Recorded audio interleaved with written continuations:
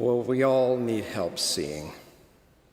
Whether it's a stepladder to get to the top shelf of the linen closet, or windshield wipers when we're driving in the rain, or an x-ray of a broken bone, we all need some sort of boost so we can get a better view. Call it the Zacchaeus effect. Once you've seen it, you can hardly unsee it. These helpers are everywhere. In fact, I might just be standing in one right now. There's actually a plaque as you enter the pulpit that says, "We wish to see Jesus." This week, as I went about my life, I pondered Zacchaeus climbing that tree, and I remembered things we use all the time in our world without any thought. Things that give us a boost and amplify our vision. Stoplight cameras, car headlights, binoculars, MRI scanners, microscopes, tablet computers, even the James Webb Telescope. One evening, just before I went to sleep, I took off my glasses and I said, "Oh yeah, those too."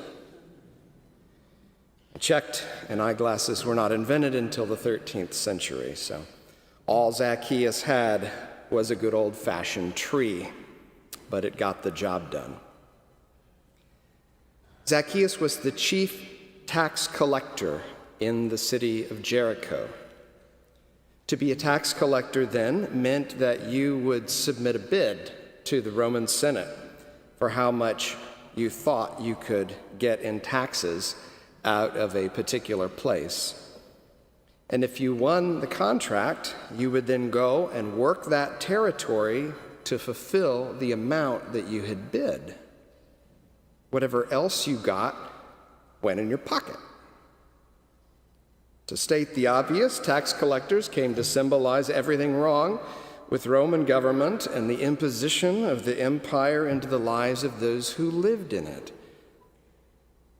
To some, the act of tax paying was seen as idolatrous because Caesars were treated as gods, and taxes could be thought of as tributes to gods.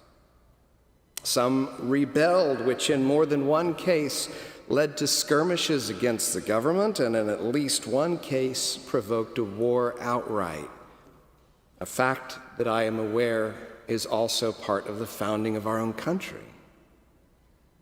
So as a chief tax collector, Zacchaeus is the subject of the intense, strong, negative feelings that people have about the extortionary power of that government over its subjects.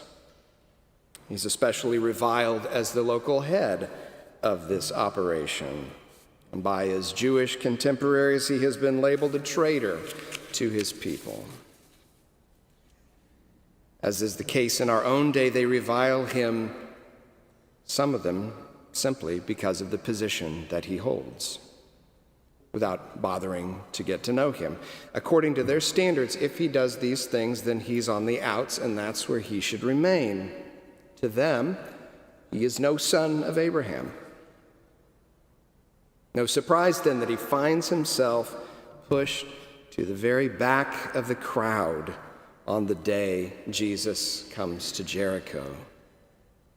It's the living embodiment of his social situation. He may have power, but in this crowd, he's a nobody. And it is precisely there, in the cheap seats, at the disregarded end of things, away from all the action, that he gathers the gumption and climbs the tree, a creative solution.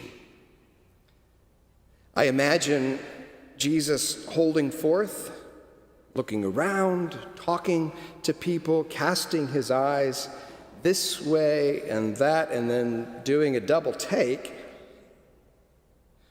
Who is that?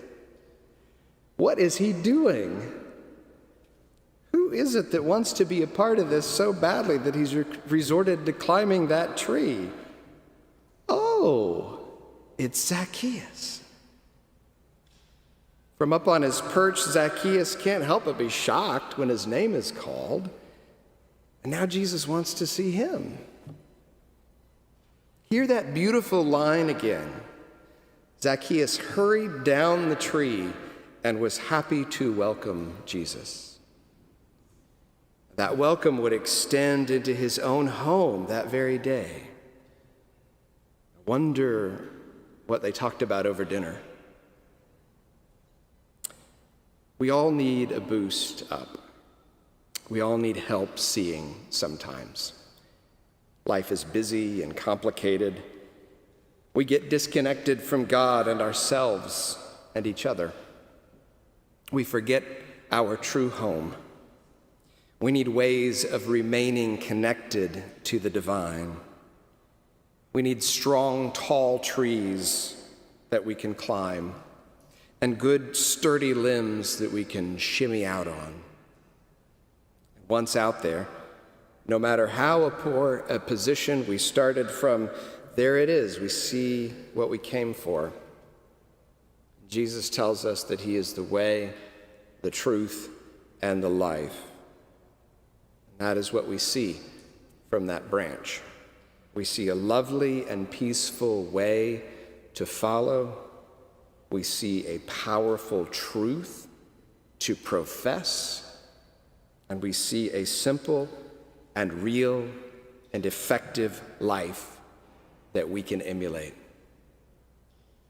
No matter how much we struggle to see, though, we are already perfectly seen.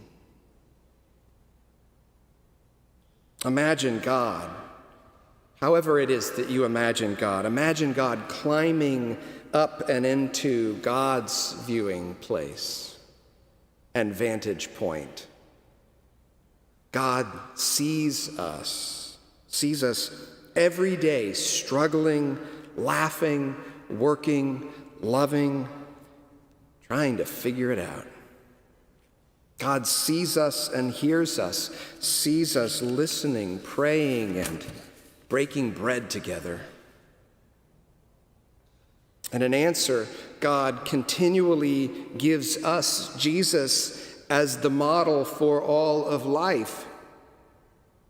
To love, to give, to sacrifice for good, to restore things profaned to beauty, and to say to those living on the margins and on the edges, you too are good and needed and included and loved, and guess what? I'm coming to where you live today. In those moments, all gaps are closed. All distances are covered. Those on the outside are graciously enfolded, and we know ourselves, each and every one, without one exception, to be children of Abraham, rightfully restored to the family. Each branch precious in God's sight. Outside our gathering place this morning under an eave on the south side toward the east, you will find the new Grace Cathedral blessing box. It was given by members of Delta Sigma Theta and our parishioner, Tammy Farr Smith, in honor of Tammy's mother, Mary Farr, who was an important part of this church in her time. Mary was, among other things, a Sunday school teacher. You might say she helped set up trees and branches so that the kids who came here could get a good view of Jesus. And she was no flash in the pan. She did it for 40 years. If you want to be bold, you might even say that she herself was a tree and a branch that kids could climb on to see Jesus better. For such is the self-sacrificial nature of love. The blessing box has a swinging door and a window that you can see through. The sides are red like the doors of this cathedral, and it sits on a post about 4 feet off the ground. We're going to start putting food and other practical goods into that blessing box for the benefit of those who need it in this neighborhood. We'll be organizing that soon, and you'll hear more about it. I guess I would argue that the most important part of the blessing box is not the box itself, but of all things, the post on which it sits. That's what makes it valuable, that it can be seen, that it's getting a boost. If the box sits on the ground, it won't live up to its purpose. And that's kind of how I've come to think of my friend Anne, Archdeacon Anne Flynn, as a booster-upper, as a vision helper, and as a Jesus revealer. Like a sycamore tree and its branch, her life and her spirit have proven to be a strong and steady purchase from which to glimpse the life of God.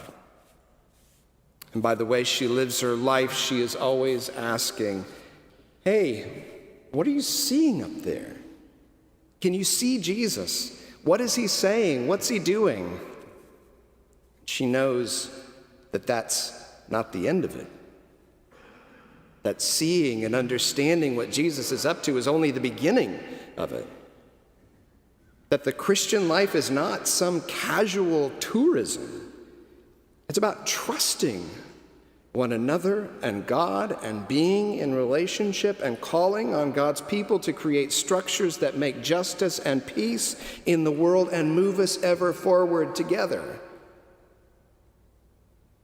Anne knows that the Christian life is shaped to a certain purpose and way, that it isn't about what we want necessarily, or even what's convenient for us, or even how we intend to get by.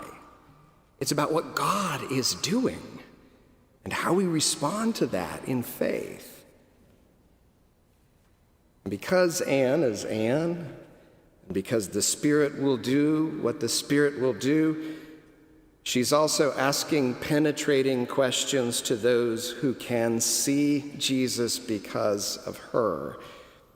What does Jesus mean for us? I hear her asking, not just then, but now. What are we going to have to do differently now because of that difference? How are we going to rearrange our lives because of Jesus? What will our new priorities be? And a hallmark of the best ministry in God's holy church is this, that when a minister departs, there are more ministers there than when she began. Once someone has been helped to see Christ in the world, there's just no going back, is there? We can't be the same. You've done that, precisely. Thank you for being a ministry multiplier and a great asker of questions. Thank you for being a boost so others could see God's hand at work. We thank you, we love you, and Pat, we're going to miss you.